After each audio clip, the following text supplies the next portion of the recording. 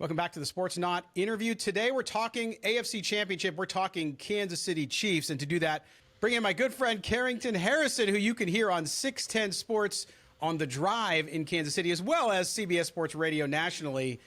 He's a filmmaker. He's just a regular Renaissance guy, but we're talking Chiefs. And speaking of Renaissance, Carrington, you look at the Chiefs. Talk a little bit to me about how this team has kind of reinvented itself as far as their winning formula for this season versus the past great seasons they've had over the last 5. Scott, first off, I have a rule that I usually don't join non-playoff cities, but for you, you know what, I'll make an exception because you're my guy. You know, I try to stay away from losers at this time of the season. You know, I'm happy to come on in the regular season, but I don't want that Raider juice on me in the postseason. I don't want that around me. So I try to stay as far away from it as possible. But to answer your question, it's funny because I don't know if the Chiefs are really playing any different in the postseason than they were in the regular season. They've just really leaned into Isaiah Pacheco, who has 39 carries so far in their first 2 games, and they've stopped turning the ball over. The Chiefs were minus 11 in the turnover differential over the course of the regular season. I don't care how good of a team you are. If you're minus 11 in the turnover differential, you're going to lose a lot of 50-50 games. So they've been much better at protecting the football. Their defense is still arguably the best in the NFL. Maybe you put them behind Baltimore's, but certainly one of the top units in the National Football League. And they've just done a better job of leaning into their star players. So whether it's Isaiah Pacheco, Rashee Rice, Travis Kelce had 2 touchdowns last week. I'm not really sure if the formula is any different than the Chiefs in week 10 or 11. They've just cleaned up some of the crippling mistakes that caused them to lose a lot of those 50-50 games. Yeah, fascinating insight there. And I think, too, you look at this defense. You talk about the defense. Of the Raiders, excuse me, I say Raiders. See, now you got me thinking about the Raiders in my Raiders show. But no, when you think about the Chiefs, 21 of their players on defense with the most snaps, 17 of them were either drafted by the Chiefs or signed as undrafted free agents.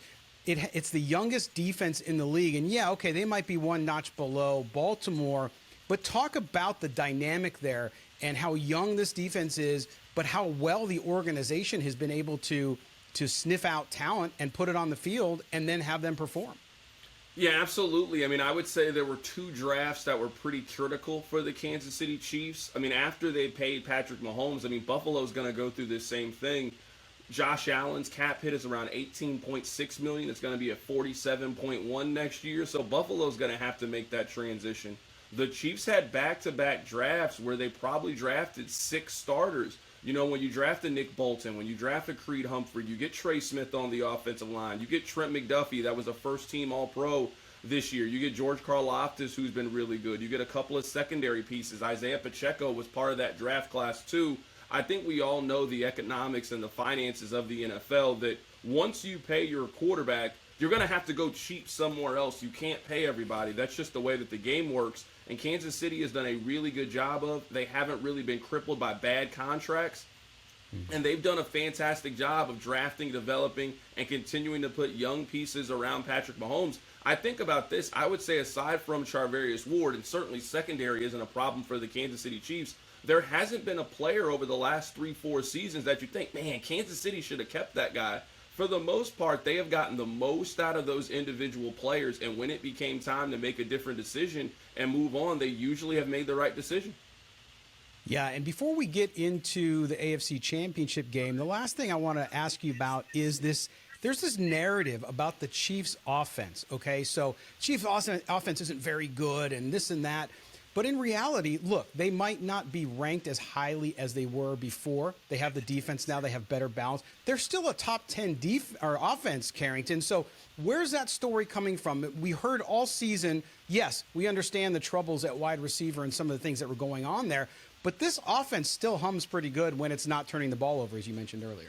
Yeah, absolutely. This year they were 15th in points scored. It definitely was fair to have questions about Kansas City's offense over the course of the season. It's like we talked about off the top with the turnover differential. They were bottom 5 in the NFL with turnover differential, and the teams that were worse than them, 3 of them fired their head coach this season. It is just a losing formula for this team. I also think a really important part, and I get how people outside of Kansas City aren't talking about this, The comparison that I made, Scott, was like a college basketball team. That early in the season, you're out here playing 12 guys. Well, you're not going to do that in March. You got to pare this thing down, and you got to run your rotation, your best 7 or 8. I think the Chiefs were too busy trying to get wide receiver number 6 involved or wide receiver number 5 involved. No. So Sky Moore, he's been out, so that's taken, food off of his plate. Kadarius Toney been banged up. Justin Ross, they've made him inactive these last couple of weeks, and they've really narrowed it down. I think there was a game earlier this year against Philadelphia that 12 players got targets. This team isn't deep enough at wide receiver for 12 different guys to get the ball thrown their way. Last week, only 7 guys got targets last week. So we need to really focus on Rashee Rice, Travis Kelce, and Isaiah Pacheco, and everybody else just get in where you fit in. MVS, you're only getting 1 or 2 targets. Justin Watson, you're only getting 1 target, and you better make use of the 1 target. I really think that's what's helped this offense more than anything. It is relying on Isaiah Pacheco, getting him the football, and they've just stopped throwing they had a game this year where they gave Justin Watson 11 targets. There's not a scenario in which Justin Watson should get the ball thrown his way 11 times. I'm not sure if he's got the ball thrown his way 11 times since that Eagles game in which he had 11 targets. Amazing. Yeah, craziness. And, of course, the offense, Patrick Mahomes. Listen, Patrick Mahomes goes on the road for his first road playoff game.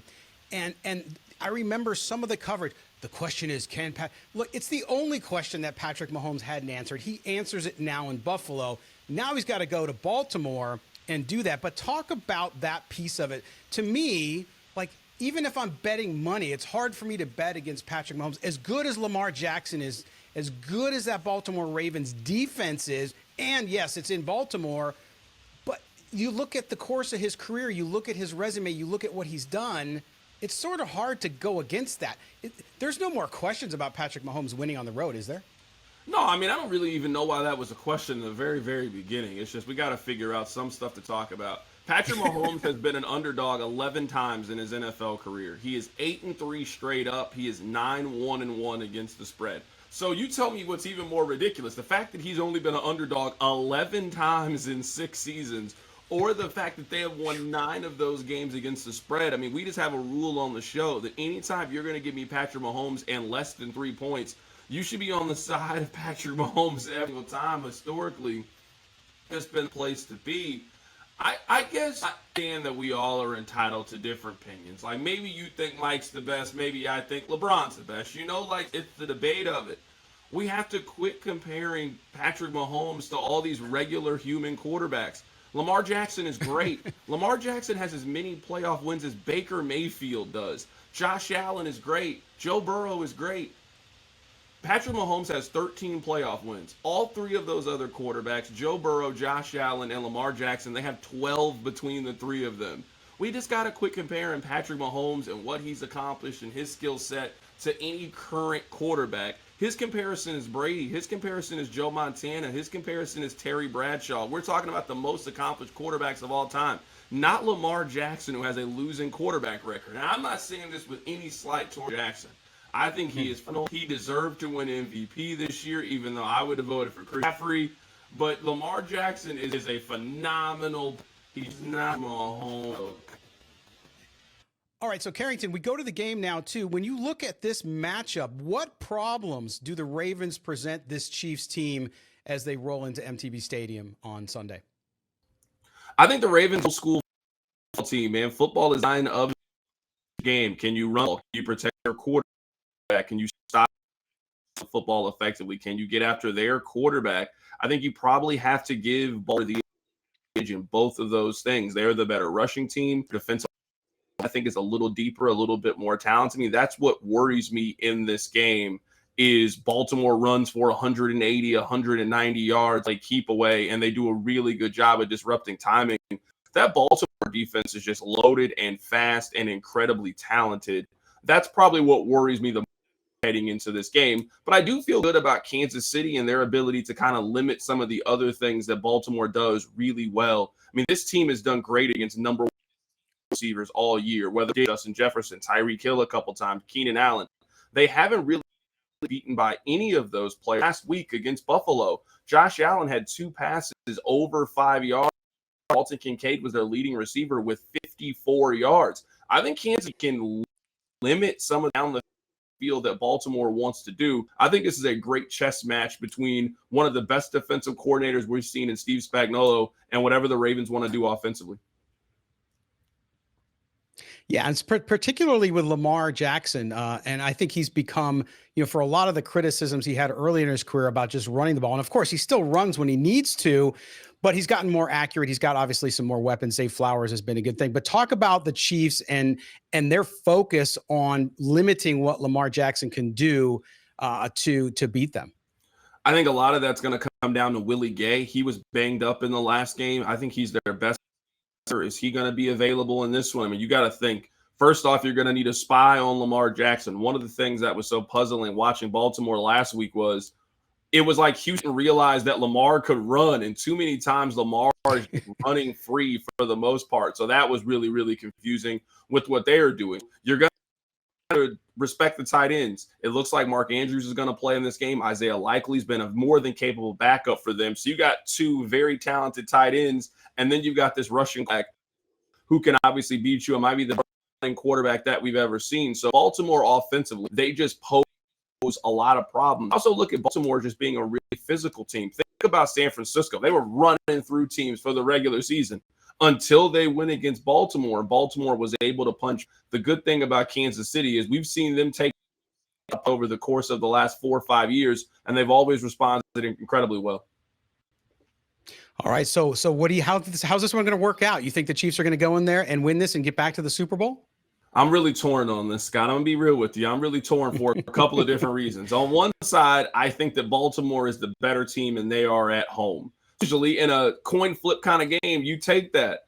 But just history tells me, how can you go against Patrick Mahomes? He is 10-1 against every quarterback in the postseason. That's not Tom Brady. And Lamar Jackson is great, but he's not Tom Brady. So it's just like, what do you do in this scenario? I'll pick Kansas City just because I think that's the smart money. If you're going to tell me Kansas City is the underdog, usually being on their side is the right side to be.